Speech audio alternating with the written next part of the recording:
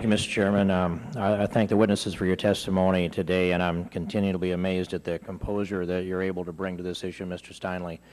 I wanted to inform you that some of us have been doing some things to try to move this Congress and this country in the right direction.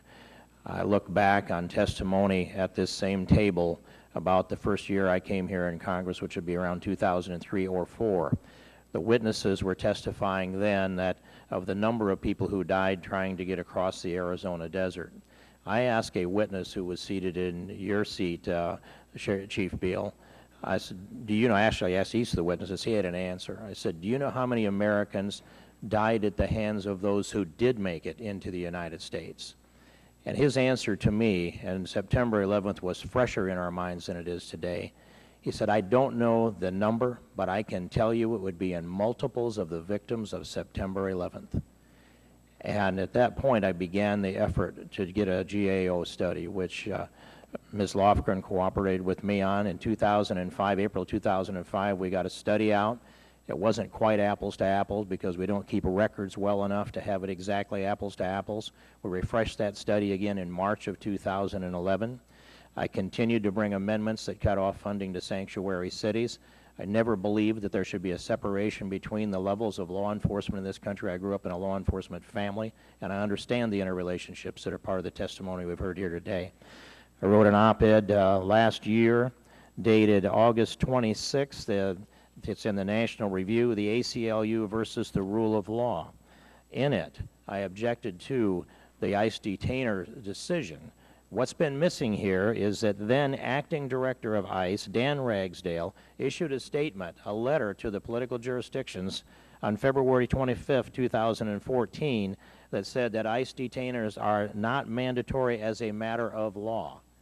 And so this is initiated not by ICE reacting to the ACLU's threat of lawsuits. That letter from ICE, I believe, contributed to this tragedy that we have here before us. And changed the word shall to now it's a suggestion. The last sentence in that op-ed says, as I wrote, if we bow to the outrageous demand of the ACLU and ignore detainer orders, the price will be paid by thousands of crime victims who would otherwise have been protected by law. I think we've clearly heard today the effect of that, and we've heard it from the expert testimony and very painful experiences. Mr. Steinle, on the day that I saw the news of your daughter's death, long before I knew it would be a national story, I sent out a tweet, and it's dated July 3rd, and it says this: 100% preventable crime, just enforce the law. This will make you cry too. And it happens every day.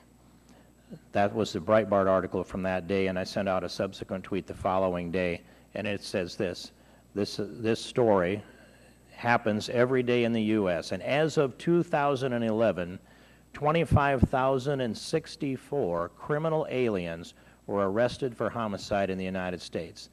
That's as the end of 2010. How many since then? How big is that number?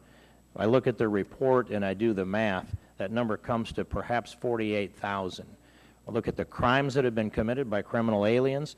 This report, coupled with a subsequent report, brings us to a number in the area of 7,200,000 crimes, for perhaps less than around half of that many as crime victims. The devastation in this country because we refuse to enforce the law is breathtaking when you look at the statistics, and it is a tragedy that causes my hard heart to cry when I see what happened. And we knew it. This Congress knew it.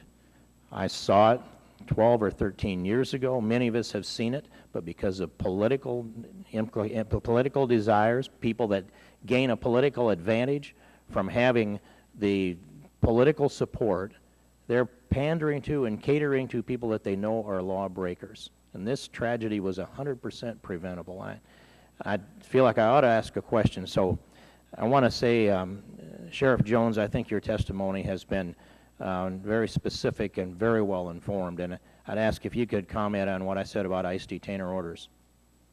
Yeah, absolutely. First of all, it's important to note that even under the Priority Enforcement Program, prior removal, multiple felonies, any felony conviction, as long as it's not aggravated, extensive gang activity and any misdemeanor convictions won't get you in the first priority. But even if you were in the first priority, ICE detainers are not working. It's naive to believe, to assert that for the most offensive crimes that we're able to hold the person until ICE can get down, even if we notify them. If Ms.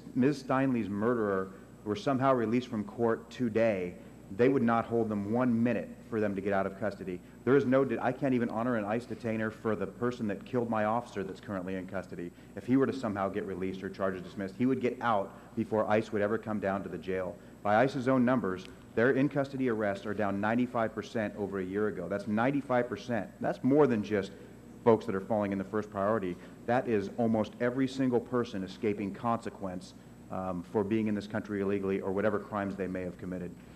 Thank you, Sheriff. And I'd just say to Chairman Hall that the families that have suffered this kind of tragedy that was 100% preventable are becoming the equivalent of Gold Star families here in this country. And I want to honor you and thank you, and I yield back.